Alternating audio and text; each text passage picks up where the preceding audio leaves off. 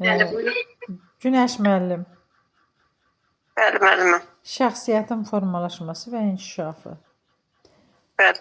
Bax bu hansı ki insanın şəxsiyyət kimi formalaşmasını araşdıran, öyrənən, tədqiq eləyən alimlər kimlər olubdu? Freud olub, Jung olub, Erikson, Kohlberg, bir də Eysenck. Ahsən, düzdür. Nurlana müəllimə, Bəli, müəllimə. şəxsiyyətin inkişafı hansı amillərlə şərtlənir? Müəllimə, daxili və xarici amillərdir. Düzdür. Daxili amil nədir, xarici amil nədir? Elə bir şey müəllimə, daxili amil dedikdə məsələn insanın daxili, yəni içində olanları, genetikdir, biolojidir, fiziolojidir. Yəni insanın anadan gəlmə içində olanlar, amma xarici amillər deyirlər. Artıq çöldə, mühitdə, ailədə, nə bilim, cəmiyyətdə, kollektivdə olduqları tərbiyə göstərir. Düzdür Nurlana müəllimə, əhsən. Səadət müəllim. Bəli, müəllimə. Şəxsiyyətin inkişaf və tərbiyəsi ilə bağlı konsepsiyalar hansılardır? Şəxsiyyətin inkişafı ilə bağlı əsas 3 konsepsiya var. Onu deyirsən mənə bioloji, Bəli. sosioloji, biososial. Əhsən. Səadət müəllim, bioloji konsepsiya deyəndə nə nəzərdə tutulur? Bioloji konsepsiya odur ki, müəllimə, burada elə bir ki, insan bütün davranışlarını anadan olanda özü ilə gətirir. Onun Doğuşdan ən görkəmli öz. nümayəndəsi kimdir? Freuddir. Bəli, Sigmund Freud. Freudə görə bu belə idi. Düzdür. Günəş müəllim, Bəli. sosioloji konsepsiyanın nümayəndələri nə göstərir? Sosioloji onlar göstərir ki, insanın formalaşmasında mühit mühüm rol oynayır da. Onun sosial əhatəsi. İnsan deyir doğulanda ağverək kimi doğulur. Amma onun deyir xarakteri ətraf mühitlə formalaşır deyir. Ətraf mühit təsir edir ona forma. Onun ətraf mühiti məsələn dostları, tanışları, belə məktəbi, Bəs yaxşı, Günəş müəllim, sosioloji konsepsiyalar bioloji faktorları inkar edirlər? Bəli. İnkar eləyir? Bioloji deyir ki, məsəl üçün insan anadan olanda o doğuşdan gətirir də, məsəl üçün irsiyyətlə keçir deyir. Onun valideynlərindən keçir. Gözün rəngidir, saçın rəngidir, qanıdır, xəstəlikləridir. Amma sosioloji deyir ki, insanın formalaşanda o ətraf mühit deyir, təsir edir ona. Sosioloqda belə bir şey var, Günəş müəllim. Onlar da insanın bioloji varlıq olmasını qəbul edir. Saçın, gözün, dərinin, rəngin anadan gəlmə olduğunu qəbul edir genetikanı. Bəli. Amma deyir ki, insan cəmiyyətdə sosial qrupların təsiri ilə tədricən sosiallaşır. Bəli.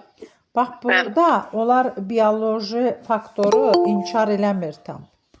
Yəni, bioloji həm də sosioloji olaraq götürür. Amma deyir ki, sosial mühitdə tədricən sosiallaşırlar. Bəli. Nurlana müəllimə, və biososial konsepsiyanın nümayəndələri necə bunu izah edir? Müəllimə, deməli, müəllimlərin sözünə qüvvət, əvvələ qayıdım mən. Müəllimə, bioloji deyəndə ana nəzərdə tutulur. Məsələn, insanın anadan gəlmə olanda, sosioloji deyəndə artıq həyatdan götürüldükləri nəzərdə tutulur. Amma biososioloji deyəndə artıq ana ilə həyatın ikisinin qarşılığından əmələ gəlir. Yəni elə bir şey, həm həyatdan götürülür, cəmiyyətdən, insanlardan, kollektivdən götürülür, həm də anadan artıq dediyək ki, biz anadan insan ağ bir vərəq kimi dünyaya gəlir, təmiz, saf, onun saçının rəngi. Yəni bunlar belə ikisinin qarşılığından biososiolojidir. Bunlarda da müəllimə 3 əsas amil vardır ki, irsiyyətdir, mühitdir, bir də tərbiyədir.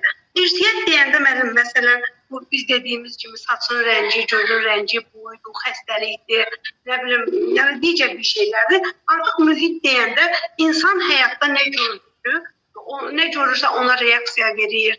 başlayır onun kimi özünü aparır. Elə bir davranışlar sərgiləyir də. Yəni onun elədiyi bütün hərəkətlər, bacarıqlar hamısı vərdişə çevrilir. Tərbiyə də deyəndə, məsələn, orada alimin biri deyir ki, məsələn, ən sakit insanın, yəni tərbiyə, insanı elə bir ki, sakit mühitdə tərbiyə eləsən, ən sakit ilahi məxluqa çevriləcəkdir. Yox, əgər insanı pis tərbiyə etsən, vəhşi heyvandan da betər olacaqdır. Yəni artıq bu da tərbiyədən aiddir. Məsələn, uzağa getməyim, bizim uşaqlar evdə nə qədər gördülər ki, ata, ana mehribandır, evdə kitab oxuyuruq, dəftər oxuyuruq, dərsdir. Yəni ancaq dini şeylərdən məşğuluq, bəli, xeyr, buyurun, evdə belədir. Sadəcə həyətə düşən kimi uşaqlardan kimlə nə görürsə onu görür. Yaxşını yox, ən pisikidir. Yəni ona görə də artıq insan uşaq evin güzgüsüdür deyiblər. Düzdür, öz güzgülərini göstərirlər, amma yenə də götürdüklərini gəlib evdə tətbiq eləyəndə evdə başlayır qırğın düşməyə ki, axı mən sənə belə tərbiyə verməmişdim. Yəni insan anadan gəlmə, saf, təmiz olduğuna baxmayaraq, mühitdə, cəmiyyətdə, məktəbdə, kollektivdə nə görürsə, həmən onu yerinə yetirir, tətbiq eləyir. Əhsən. Səadət müəllim. Bəli, müəllimə. Şəxsiyyətin formalaşmasında səmərəli yanaşanlardan biri də Jungdur. Jungun araşdırması nədir bəs?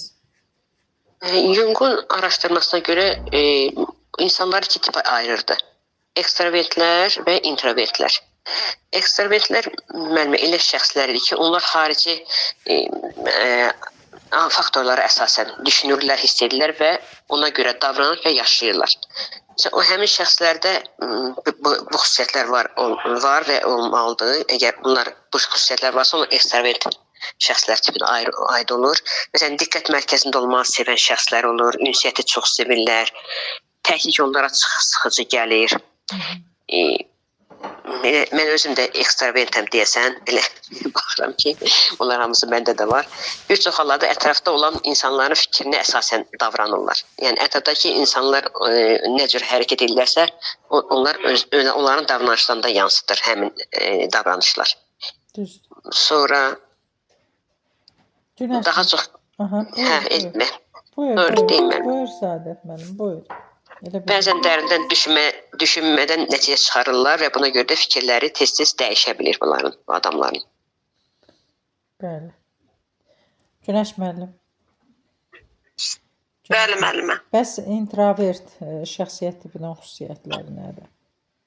İntrovert şəxsiyyət tiplilər, bunlar ancaq bu şəxsiyyətə malik olan insanlar ünsiyyəti sevmirlər. Sonra refleksiya etməyi sevirlər bunlar. Bunlar necə deyirlər, ancaq özlərinin fikri də kənardan heç kəsin sözünə qulaq asmırlar. Öz fikirləri ilə. Məsələn, bir paltar bunların özlərinin xoşuna gəlirsə, onu geyinirlər də. Kənardakinin fikri onlara önəmli deyil. Dərindən analiz edirlər hər şeyi. Ünsiyyət zamanı tez yorulurlar, tək qalmağı xoşlayırlar. Belə bu tip insanlar. Bunlar ünsiyyətə girməyi bacarmırlar, yoxsa necə? Bacarırlar, müəllimə.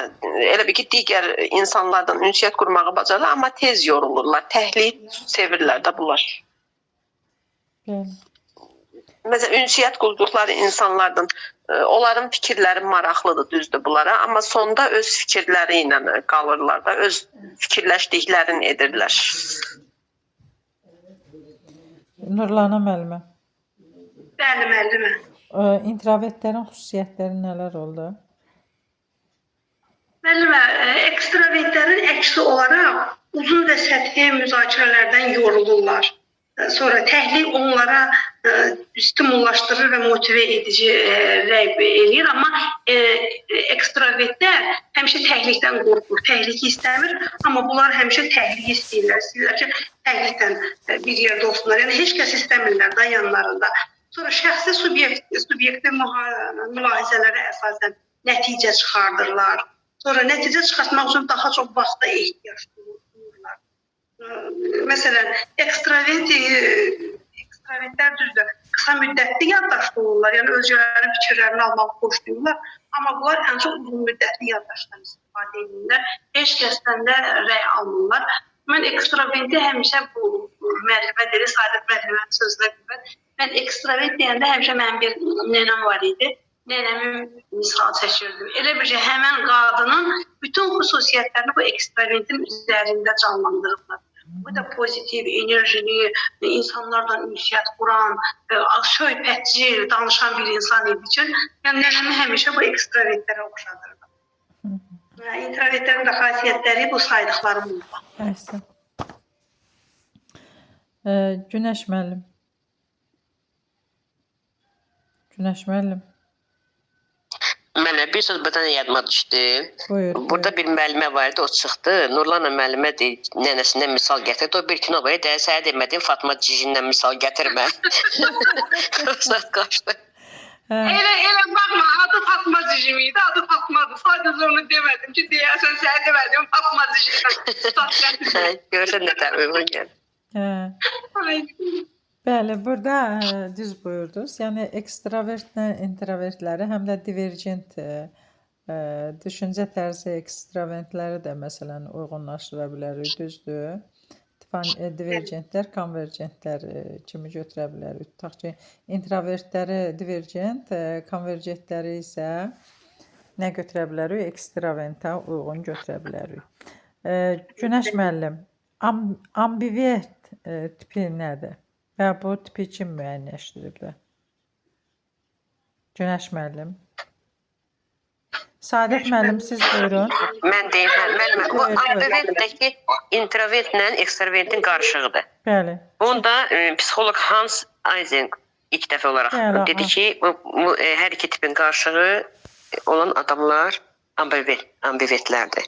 Düzdür, əhsən.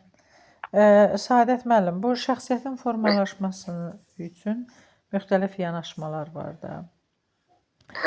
Yanaşmaları formalaşdırmaq üçün olan yanaşmaları, məsələn deyirik, əxlaqi dəyərlərin, məsələn, xarakterin formalaşmasının mərhələləri var. Bu mərhələləri decinən? Keçən dəfə bir şəxsiyyətin formalaşmasına kimi keçmişdik. Yarısı keçmişdik, bu tərəfə keçmədik. Yaxşı oldu, dediniz. Deyirəm, Nurlana müəllimə. Müəllimə. Nurlana müəllimə. Mənə de görüm, Daniel Golemanın nəzəriyyəsi necə adlanır? Müəllimə, emosional zəka nəzəriyyəsi. Bəli, emosional. Bəs Robert Gagne'nin? Öyrənmənin 9 addım. Düzdür, öyrənmənin şərtləridir, düzdür. Günəş müəllim. Günəş. Bəli, müəllim. Hə, Saadət müəllim. Lev Vygotsky'nin əsəri necə adlanır? Sosial inkişaf, yaxın inkişaf zonası. Bəli, sosial inkişaf nəzəriyyəsi. Bəli, zehni inkişaf mərhələlərini kim yazıb? Zehni inkişafı Jean Piaget. Bəli, Jean Piaget. Açıq düşüncə tərzi nəzəriyyəsi. Dweck'in. Bəli, Karl Dweck'in nəzəriyyəsidir, düzdür. Howard Gardner'in nəzəriyyəsi necə adlanır? Çox növlü zəka. Bəli, çox növlü zəka adlanır, düzdür. Emosional zəkanın bildiyimiz kimi komponentləri vardır, Nurlana müəllimə. Emosional zəkanın komponentləri, emosional intellektin komponentləri hansılardır? Müəllimə, özünü dəşdi, özünü idarə etmədi, motivasiyadır, sosial məlumatlılıq. Sosial məlumatlılıqdır. Münasibətlərin idarə olunması. Ay, sağ ol, düzdür, münasibətlərin idarə olunmasıdır. Saadət müəllim. Bəli, müəllimə. Gagne'nin öyrənmənin addımları, dediniz 9 addımdır. 9 addımdır, hə. 7-ci addım nədir? 7-ci addım, yadımdan çıxdı. Nurlana müəllimə buyur. Bəli, müəllimə, əks əlaqə. Düzdür. Saadət müəllim, 1-ci addım? 1-ci addım qiymətləndirmə idi. Motivasiya, cəlb etmə. 2-ci addım? Nurlana müəllimə, 2-ci addımı de. yadımdan çıxdı. Bəli, təlim nəticələrinin elan edilməsi ikinci addımdadır. 8-ci addımda artıq reallaşdırılır. Təlim nəticəsini reallaşdırılır. Bəs əvvəlki təlimdə qazanılan biliş bacarıqları stimullaşdırmaq neçəncidir? Birinci cəlb etmə, qad etmə, müəllimə üçüncü addımda. Əhsən. Əvvəlki təlim. Biliş bacarıqlarının tətbiqini təmin etmək.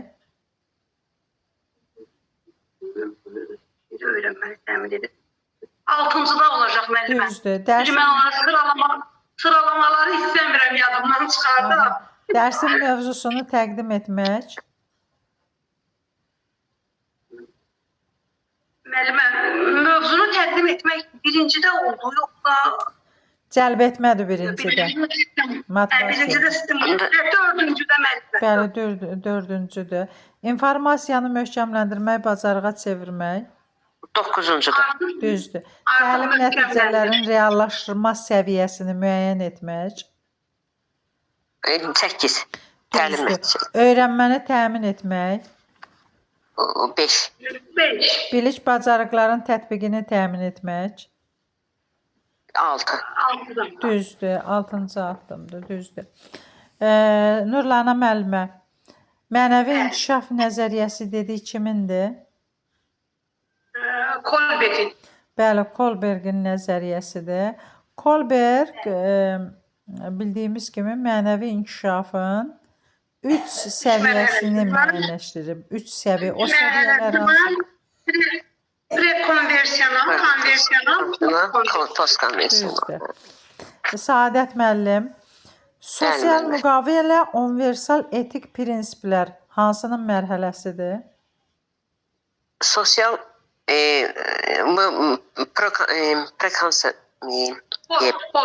Post. postkonvensional. Postkonvensional. Nurlana müəllimə, qəbul olunma, səlahiyyət və sosial nizamı qorumaq.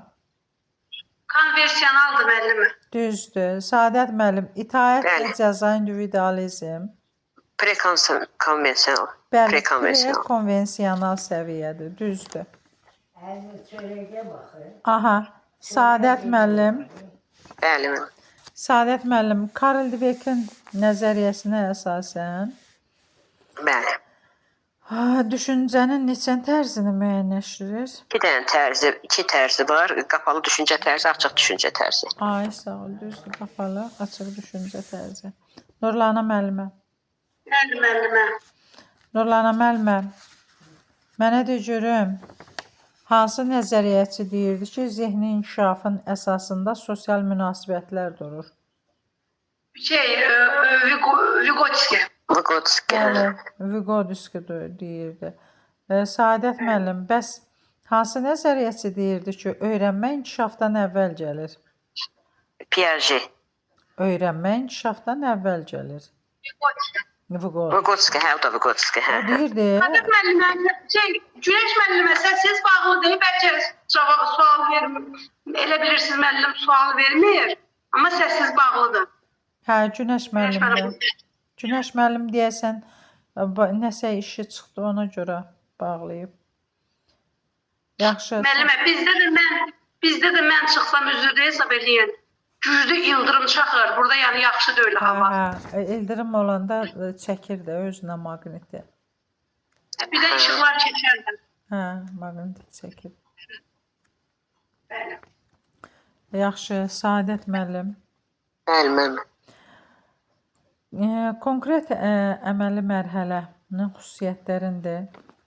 Konkret əməli mərhələdə 7-11 yaş və yuxarı mühakiməyə əsaslanan fikirlər formalaşdırır uşaqlarda.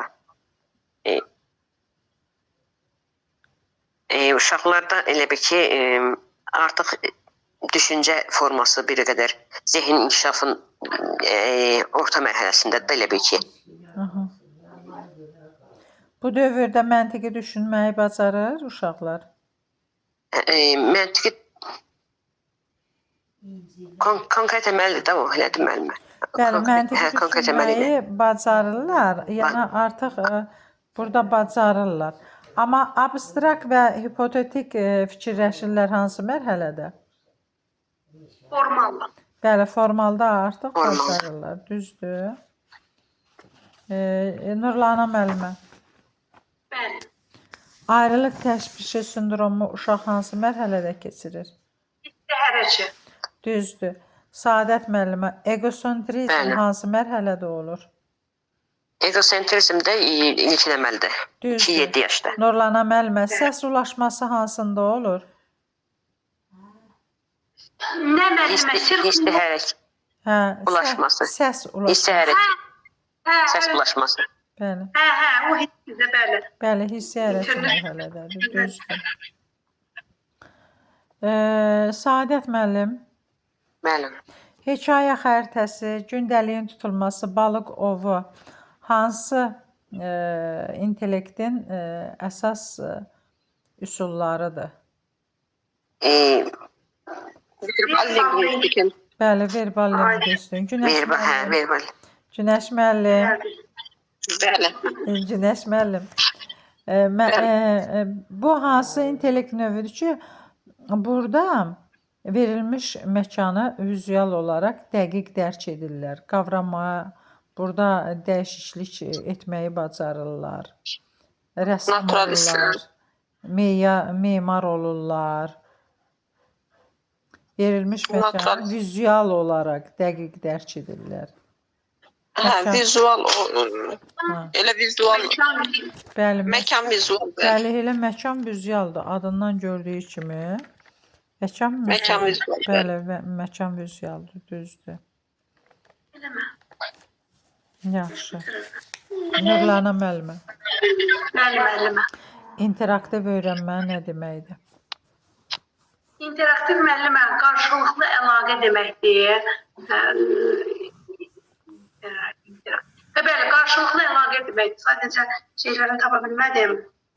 Mənasını tapa bilmədim heç Elə nədə. qarşılıqlı əlaqə fəaliyyət üzərində qurulan deməkdir. Aynen, bəli, fəaliyyət üzərində qurulan iş deməkdir, bir də qarşılıqlı əlaqə. Bəli, müəllimə.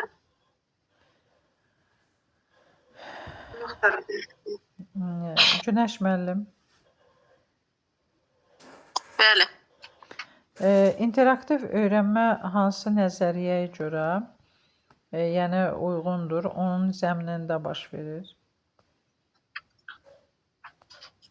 Sosial inkişaf nəzəriyyəsinə. Bəli, Lev-Godskinin sosial inkişaf nəzəriyyəsi ilə çox əlaqəlidir.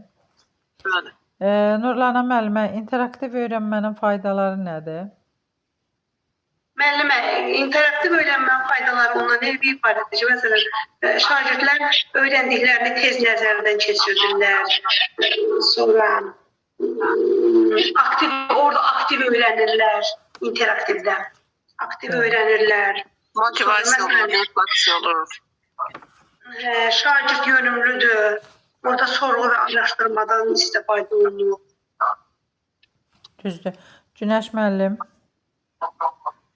Bəli. cəlb olunma nədir və bunun haqqında Robert Phillips nə deyibdi?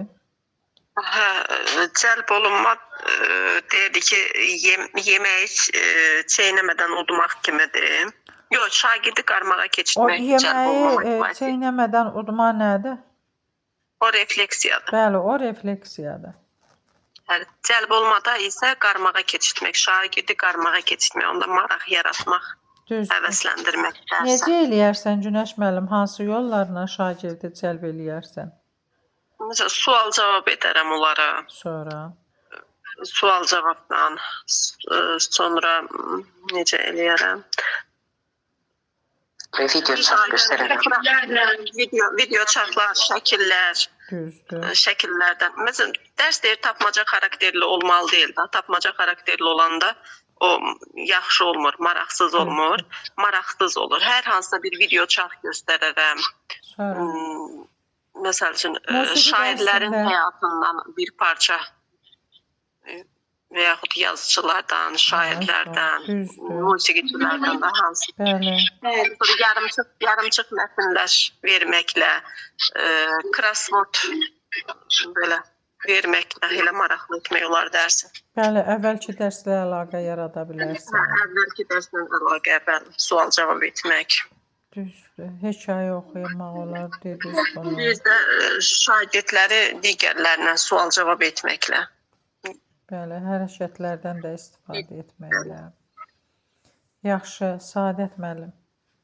Bəli, müəllimə. Refleksiya nədir? Refleksiya nəyi öyrəndim, nəyi bilirəm. Dərsin sonunda olur, amma dərsin orta mərhələlərini də vermək olar. Bəli, düzdür. Nəyi öyrəndik? Bəs bu refleksiya etməyin üsulları var. Onlar hansılardır, Saadət müəllim? Refleks etməyin üstünlüyü ondan ibarət ki, müəllimə, dərsin sonunda refleksiya olunanda şagird özünün nələri bilməyə çatışmayan cəhətlərini görür və onları müəllim yenidən onları ona izah edə bilər. Yəni nəyi öyrənmişəm, nəyi bilmirəm, bilmədiyim yerə, çətinlik çəkdiyim yerləri müəllim təzədən izah verə bilər. Aha, Və ya üsulları da ortalıqda düzdür. Üsulları hansılardır, Saadət müəllim? refleksiyanın Bəli.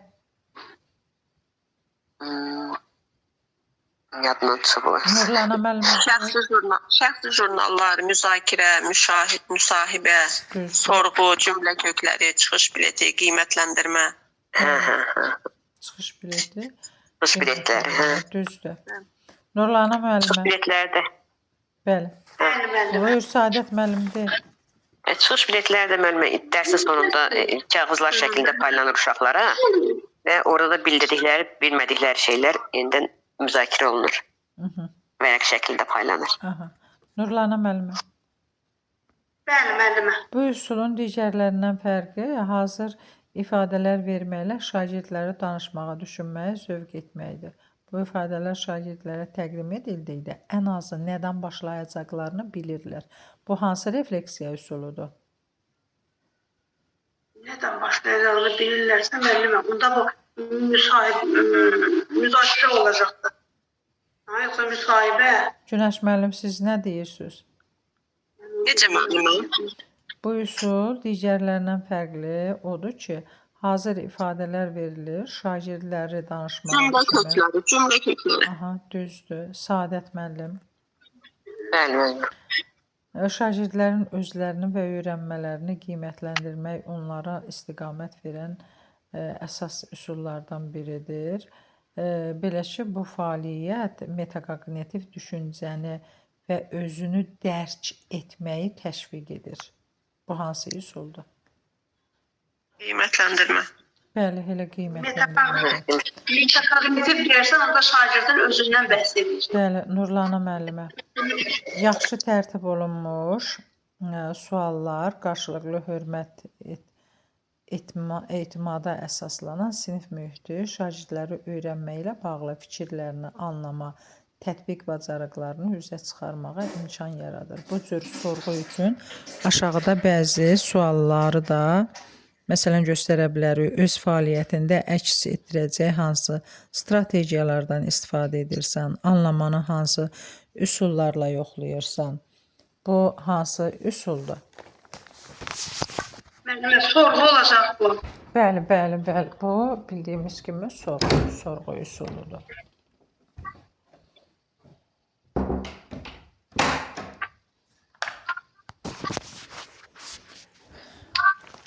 Saadət müəllim. Bəli, müəllim. Sual-cavab prosesinin əhəmiyyəti nədir? Sual-cavab prosesinin əhəmiyyəti Bəli. o çıxış biletini deyir müəllimə. Yox, ümumiyyətlə sual-cavabın yəni dərs prosesində, yəni interaktiv təlimdə sual-cavab prosesinin təşkilinin əhəmiyyəti nədir? Ümumiyyətlə müəllimə dərs sual-cavab üzərində əsasında qoyulur interaktiv təlimdə. Şagirdlərə suallar ünvanlanır, problem qoyulur və onların cavabları müzakirə olunur, sonra da qiymətləndirilir. Yəni biz Onların güclü və zəif cəhətləri orada nəzərə alınır. Bundan sonra zəif yerlərdə nəyə diqqət yetirmək lazımdır və yaxud da ki dəstə aktivliyi necə idi? Bəli. Sonra sinif yoldaşlarının əməkdaşlığı edə bilirdimi? Ünsiyyət var idimi uşaqlarla əlaqədə?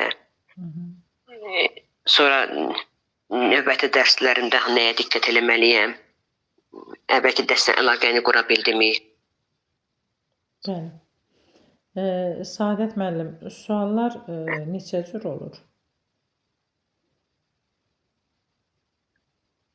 Suallar Bəli, açıq və qapalı. İzah eləyin, açıq suallar nədir, qapalı suallar nədir? Qapalı suallarda variantlar olur. Seçirsən A variantı, B variantı, hər hansı birinci. Açıq suallarda isə mütləq sən onu cavablandırmalısan.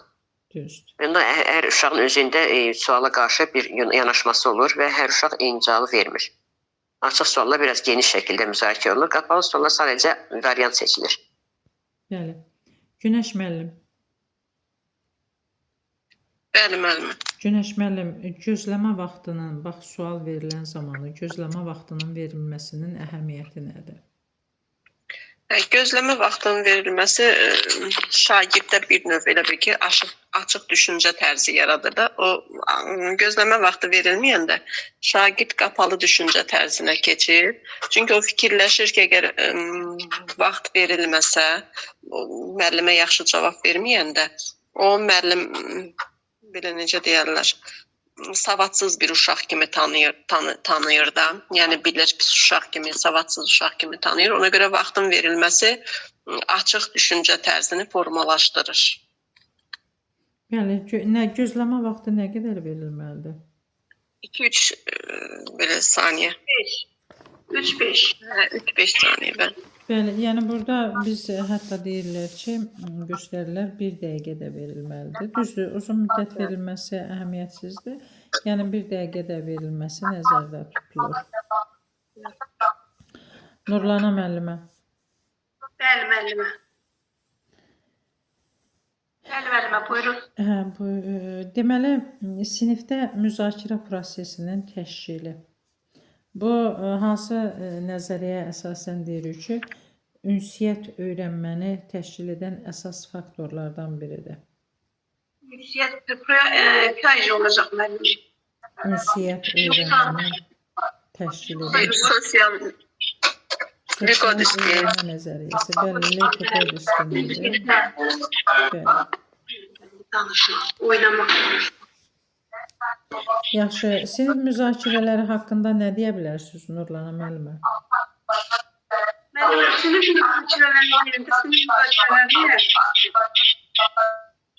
sinif müzakirələri məsələn müəllim aparmalıdır da, yoxsa sinif müzakirələri yadımdan çıxdı müəllimə. Günəş müəllim kömək ilə, Saadət müəllim. Şagirdləri cəlb eləmək, müzakirədə şagirdləri cəlb eləmək lazımdır. Maraqları ilə, yenidən məqsədləri, maraqları ilə tanış olur müəllim.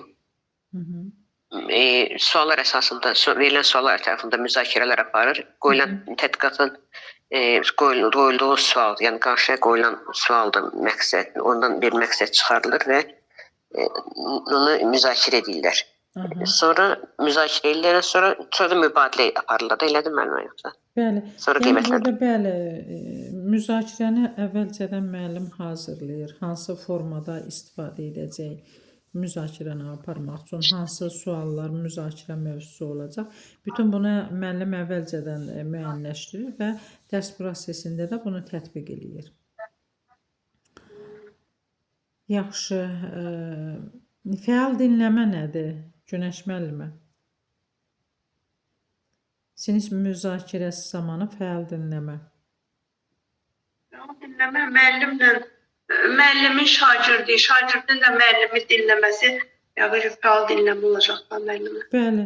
Yəni burada müzakirəni dedik ki, bəli, müəllim müzakirəni təşkil edir. Burada əsas qaydalardan biri odur ki, şagirdlər bir-birlərini həm də müəllimi dinləməyi bacarmalıdır. Ünsiyyətdə olmağı bacarmalıdır. Fəal dinləyici olmaq üçün əsas tələblər var Nurlana müəllimə. Bunlar hansılardır? Müəllimə,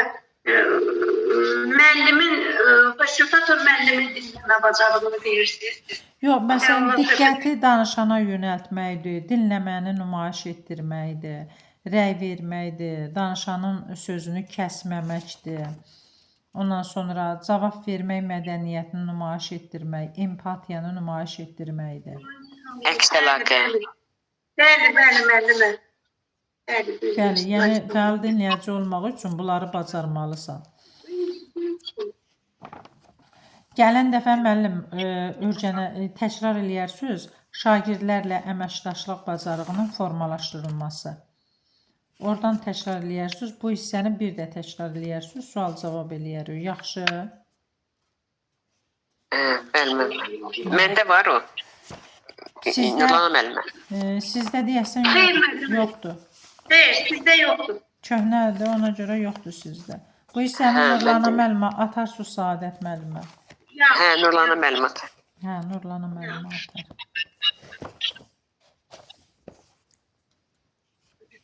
Əməkdaşlıq.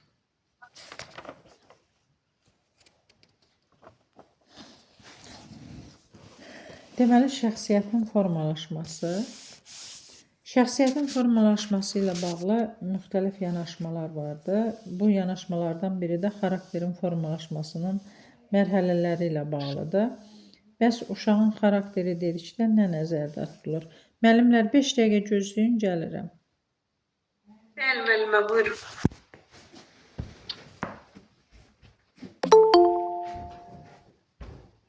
O bir dərsin ardıdır da bu. Bəli, o birinin ardıdır. Bəli. Orada az bir istək qalıb. Bunu özümüz də oxuya bilərdik ki, müəlliməyə bir dənə verməyək. Müəllimə yaqın onu yazırdı ona görə. Oyda, nə pis. Yıldırım nə pis çaxdı. Nurlan müəllimə, hansı rayondasınız siz? Tovuzda. Orada çək, orada. Burada Bakıda da hava dolub durub, elə bil yağacaq. Günorta səhərdən yağır idi. Burada səhərdən yağır. Günorta qəşəng isti var idi. Birdən elə bir ki, hava tutuldu. Hə, 31 dərəcə idi burada. 31 dərəcə. Yəni Göyçayda idi. Müəllimə Göyçayda idi. Göyçayda. Yox, elə bugün getmişdik Göyçayda. Ucardayam. Amma Göyçaylıqda əsl nəsil oralıdır. Yəni bunun geçmişini görəm. Yedimsiz. Hə, yerdik. Ucarın arasından say müəllimə.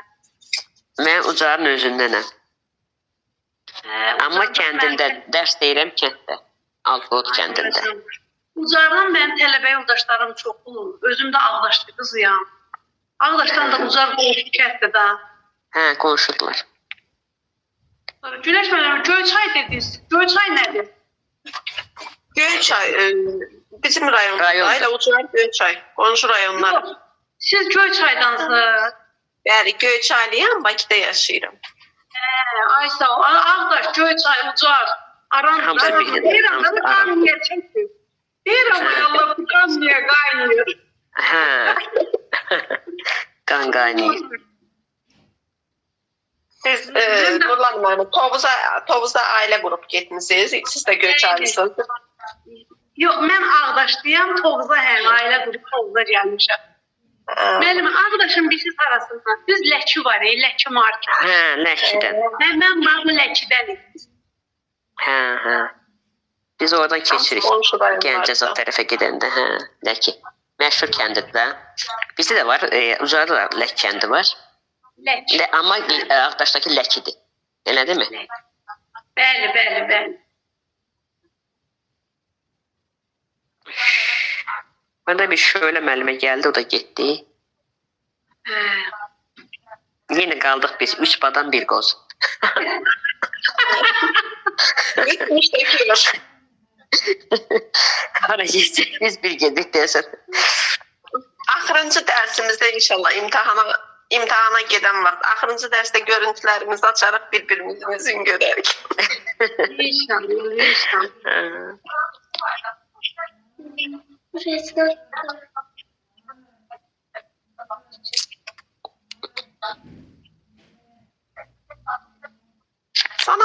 Sona müəllim tarix müəllimidir deyəsən. Hərdən tarixdən misal çəkir, Şah İsmail, yox. Nə döyüşlər. YouTube'da qarşıma çıxdı Sona müəllimin dərsləri. YouTube'da bizim dərsləri atırıyor musun YouTube'a?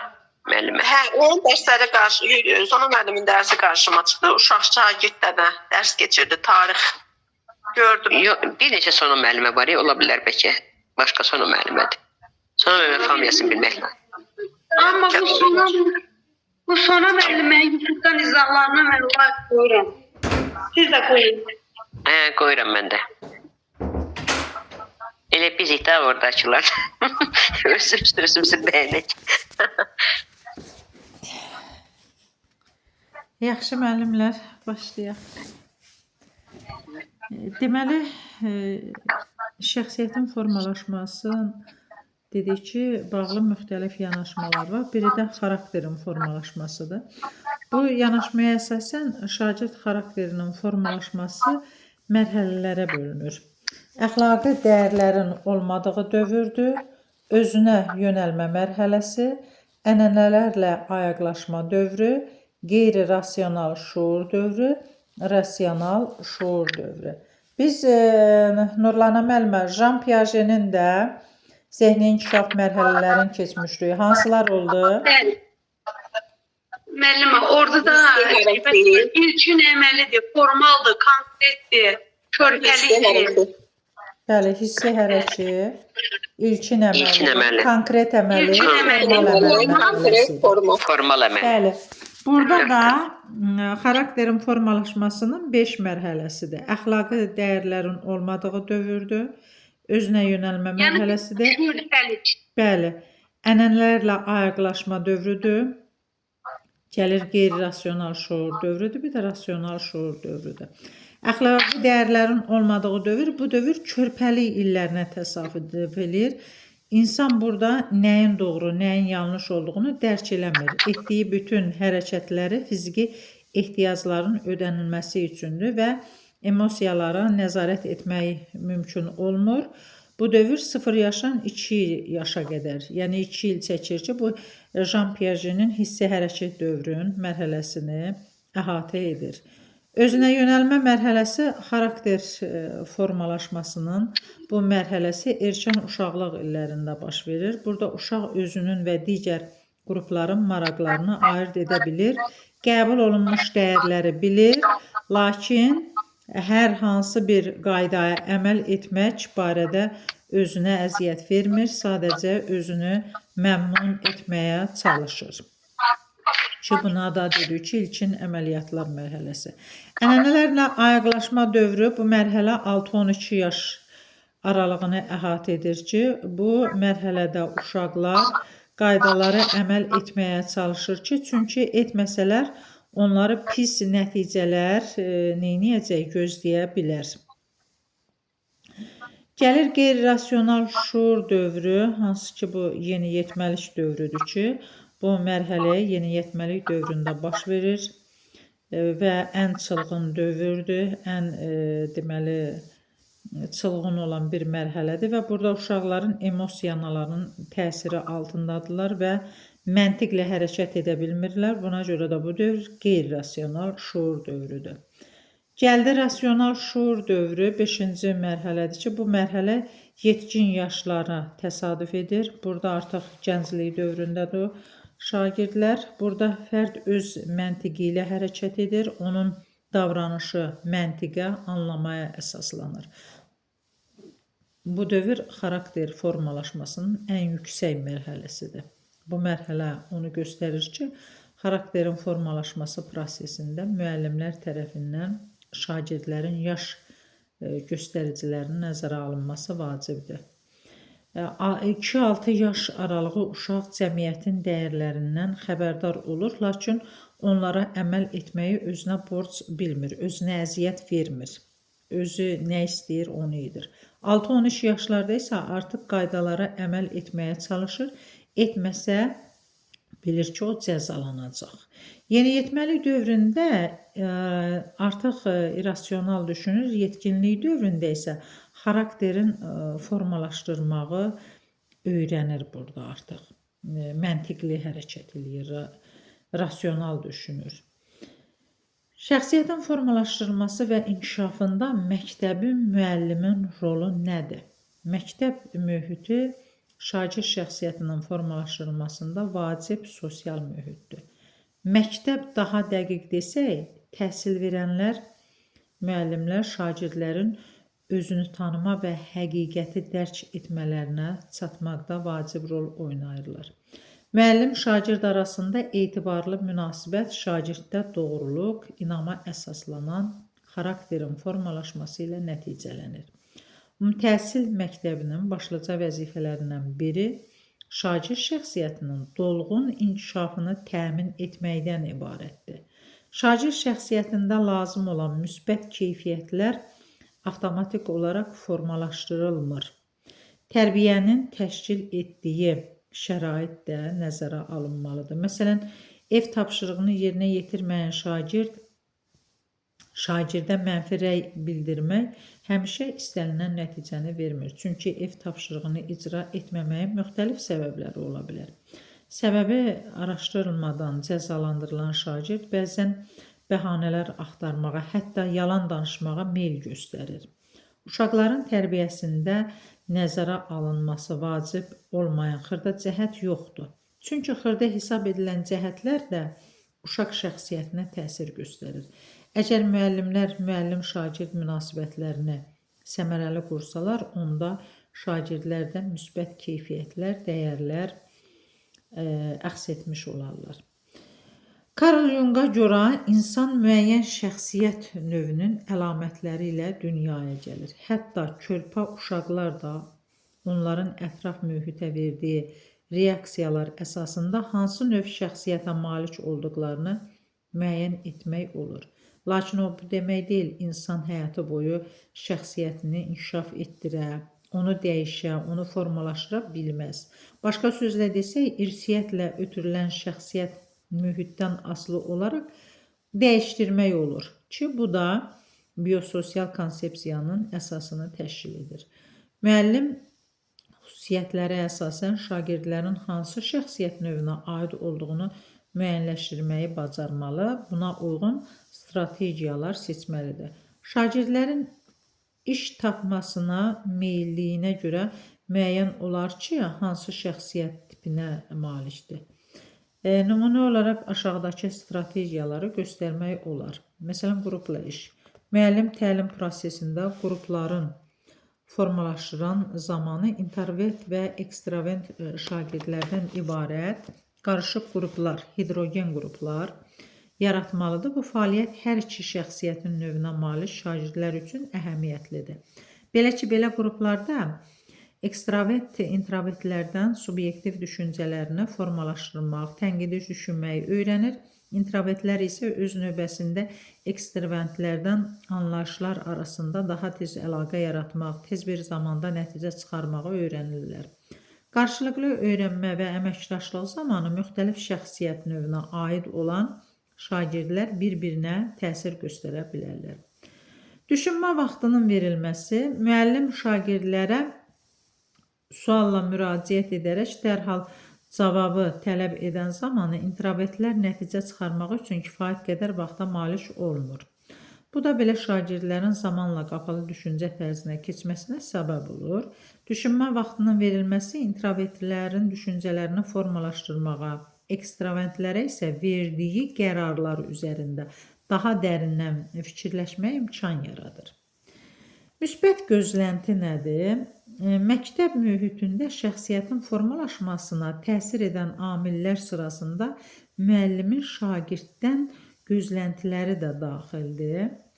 Müəllimin şagirdlərdən olan gözləntiləri və tələbləri onun müşahidə və əks əlaqəsi şagird şəxsiyyətinin formalaşmağa müsbət təsir eləyir. Məktəbdə uşaqlar nəinki faydalı bilik bacarıqlar əldə edirlər, həm də bu bilik və bacarıqlar vasitəsilə inkişaf edirlər. Onların psixologiyası və xarakteri, dünya görüşü formalaşır. Bir də müzakirə prosesinin təşkil edilməsi bu şəxsiyyətin formalaşmasında müsbət təsir edən amillərdən biridir. Müzakirədə introvertlərin fikir söyləmələrinə, ekstravertlərin də dərindən düşünmələrinə şəraitin yaradılması, kifayət qədər vaxtın olması üçün müəllim müzakirə prosesinin prosedurunu müəyyənləşdirməlidir. Müəllim diqqət yetirməlidir ki, şagirdlər kənar müdaxilə olmadan fikirlərini ifadə etsinlər.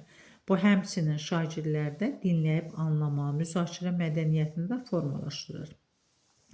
Şəxsiyyəti formalaşdırmaq üçün lazım olan strategiyalarından biri də əks əlaqədir. Biz bunu əvvəlki dərsimizdə də danışmışıq. Tərbiyə olunan şəxsdə yalnız nöqsanı görməyi, bunu hər dəfə onun nəzərinə çatdırmaq lazımı səmərə vermir. Belə olan halda məsələn, şagird lap əsəbi olur, yəni təhsil əsəbiliyi yaranır. Belə olan halda tərbiyə olunana, tərbiyə edən arasında uçurum yaranır. Şagird müəllimdən uzaqlaşmaq istəyir, onun gözünə görünməməyə çalışır. Nöqsanı tez-tez eşidən şəxs həmin nöqsana alışır, o sözlərə alışır. Şagirddə müsbət cəhətdə istinad etmək lazımdır. Hər necə olsa, hər bir şagirdin müsbət tərəfi var. Həmin o müsbət tərəfə köklənmək lazımdır. Gəlir şəxsiyyətin formalaşmasına təsir edən strategiyalardan biri də sağlam və qayğıkeş mühitdir. Bu prosesdə nəzərə alınması digər bir məqam öyrənimlər üçün yaradan sağlam qayğıkeş mühitdir. Qayğı, nəvasiş göstərilən şagirdin özünün də cəmiyyətin həssas, qayğıkeş bir üzvü olacağı ehtimalı daha da artır. Strategiyalardan biri də sosial və emosional bacarıqlardır. Digər bir məsələ isə müəllimin şagirdlərin sosial və emosional bacarıqlarını inkişaf etdirməsidir. Bunun üçün o şagirdlərin emosiyalarını yaxşı istiqamətə yönəltməyi bacarmalı. Əks halda onlarda düzgün xarakter formalaşdırmaqda çətinlik çəkə bilər. Bir strategiyamız da yüksək ideallara sahib olmaqdır. Əgər şagird yüksək ideallara sahib olub, onların ardınca getməyə çalışarsa, özündə yaxşı xarakter formalaşdıra bilər. Bunun üçün müəllimlər hər zaman şagirdlərlə özündə yüksək dəyərləri daşıyan insanlar haqqında söhbətlər aparmalı. Onları bu cür insanların izi ilə getməyə həvəsləndirməlidir. Gəlir səmərəli vərdişlər strategiyası. Vərdiş həm bədəni, həm də zehni, həm də emosiyaları nəzarətdə saxlayan qüvvətli mexanizm olub, şuurlu şəkildə icra edilməyən, amma müntəzəm olaraq edilən hərəkətlərdir. Vərdişlər düşüncələrimizə, hisslərimizə, davranışımıza hökm edə bilər. Nəticədə xarakterimizi istiqamətləndirər. Məhz buna görə də müəllimlər şagirdlərdə yaxşı vərdişlərin yaranmasına, pis vərdişlərin aradan qaldırılmasına çalışmalıdır. İradə gücünün formalaşdırılması strategiyası. Müəllimlər şagirdlərə iradəli olmağı öyrətməlidir. İradənin şəxsi intizamdan yarandığını deməlidir. Güclü iradə düzgün xarakterin formalaşdırılmasına təsir edə bilər. Mükafatlandırma və mənfi nəticələr strategiyası. Əgər şagirdlər yaxşı davranışlarına görə yeri gəldikdə təriflənirsə, onlar bu davranışları davamlı şəkildə göstərəcəklər. Mənfi davranışı müvafiq mənfi nəticələrə gətirib çıxardığını şagirddə göstərmək də onda düzgün xarakter formalaşdırmağa gətirib çıxa bilər. Mənəvi əxlaqi mövzularda müzakirələr və problem həll etmə fəaliyyəti strategiyası. Burada müəllimlər daim şagirdləri qeyd olunan müzakirələrdə iştirak etməyə, əxlaqi problemlərə bütün insanlar üçün ədalətli ola biləcək bir hal yolu tapmağa həvəsləndirməlidir. Bu yol onlarda həm problem həll etmə, həm də hər bir qrup üzvünü dinləyə bilmə vərdişləri yaranacaq. Bu cür müzakirə mövzuları oxu mətnindən və ya da həqiqi həyat hadisələrindən götürülə bilər. Növbəti bir strategiyamız özü ilə bağlı refleksiya etmək imkanının yaradılmasıdır. Müəllim şagirdlərə hazırda necə bir şagird olduqlarını, gələcəkdə necə bir olmaq istədikləri barədə refleksiya etmək üçün müxtəlif sinif fəaliyyətləri verə bilər şagirdlərə. Növbəti strategiyamız ümumi məktəb mühitinin ədalət və hörmət hisslərinə əsaslanmasıdır. Mənəvi inkişaf, xarakter formalaşması təkcə akademik fənlərin tədrisi zamanı deyil, bütövlükdə məktəb həyatı boyu baş tutmalıdır. Məktəb qaydaları şagirdlərin təhlükəsizliyini nəzərə almalı və məktəbdəki hər hansı bir hörmətlə yanaşmalıdırlar. Məktəbin siyasəti ədalətlilik prinsiplərinə əsaslanmalı. Məktəb rəhbərliyi və müəllimlərin davranışında kobudluq müşahidə edilməməlidir. Hər bir müəllim etik davranış qaydalarına riayət etməlidir, mədəni olmalıdır, mədəni davranmalıdır, şagirdlər üçün nümunə olmalıdır.